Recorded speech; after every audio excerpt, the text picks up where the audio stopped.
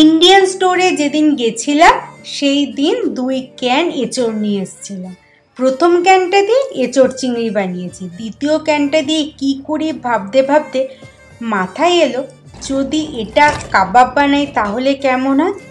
অমনি বানিয়ে ফেললাম এঁচড়ের কাবাব। কাবাব এর আগে আমি কখনো ট্রাই করিনি। যেহেতু এঁচড়ের কাবাব তাই মেন ইনগ্রিডিয়েন্টস লাগবে এঁচড়। তাই এঁচড়গুলোকে ক্যানের থেকে বার করে জল ঝরিয়ে একটু প্লেন জল দিয়ে ধুয়ে নিলাম। কড়াইতে দেব সর্ষের তেল, গরম হতেই দেব পেঁয়াজ কুচি, সাথে দেব নুন হলুদ। 1 মিনিট মতো ভেজে নেব। তারপর দেব বেশ খানিক রসুন কুচি আর আদা কুচি, আবারও নেড়ে নেব যতক্ষণ না হালকা ভাজা ভাজা হয়ে আসছে। এবার হাত দিয়ে ভেঙে ভেঙে এঁচড়গুলোকে দিয়ে দেব। যেহেতু ক্যানের এঁচড় তাই আমার সেদ্ধ করার প্রয়োজন হয়নি। তোমরা ফ্রেশ এঁচড় দিয়ে করলে নুন হলুদ দিয়ে সেদ্ধ করে জল ঝরিয়ে সেটাই অ্যাড করবে। এবার ওই এঁচড়গুলোকে ভেঙে ভেঙে মেশাবো। তাতে দেব কাশ্মীরি লঙ্কা গুঁড়ো, বেশ খানিক ধনে গুঁড়ো, গোলমরিচ গুঁড়ো। আবারও ভালো করে নাড়িয়ে চাড়িয়ে নিয়ে দেব গরম মশলা গুঁড়ো আর ধনেপাতা কুচি। তারপর মশলাটা মিশিয়ে নেব ভালো করে। গ্যাস বন্ধ করে দেব 2 চামচ মতো ভুনা বেসন।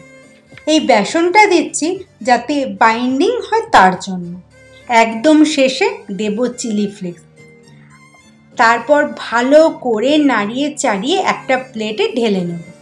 স্প্যাচুলা দিয়ে একটু ফ্ল্যাট করে দেব তাতে 1 চামচ মতো ঘি। এবার হাত দিয়ে ভালো করে আলু ভাতে মাখার মতো মেখে নেব। তারপর গোল গোল বল করে ভাগ করে নিয়ে হাত দিয়ে চেপে চেপে শেপ দেব কাবাবে। হাতে একটু তেল বা ঘি লাগিয়ে নিলে খুব ভালো হয়। এবার একটা তাওয়াতে সামান্য ঘি দিয়ে একে একে বসিয়ে দেব ওই বানানো কাবাবগুলো। ধিমে আঁচে রয়ে শোয়ে হালকা বাদামি হওয়া পর্যন্ত অপেক্ষা করো। মাঝে মধ্যে শুধু এপাট ওপাট করে দেব। তাহলে রেডি আমাদের এঁচড়ের kebab. You can serve your choice tomato ketchup and lachha onion. গরম গরম এটা খেতে না দুর্দান্ত লাগবে। যদি তোমাদের রেসিপিটা ভালো লেগে থাকে আর তোমরা যদি ট্রাই করো তাহলে একটা ছবি পাঠিও ইনস্টাগ্রাম বা ফেসবুকে। আমি খুব খুশি হব। তোমাদের দিনটা খুব ভালো কাটুক। আমি তাহলে আজকে আসি।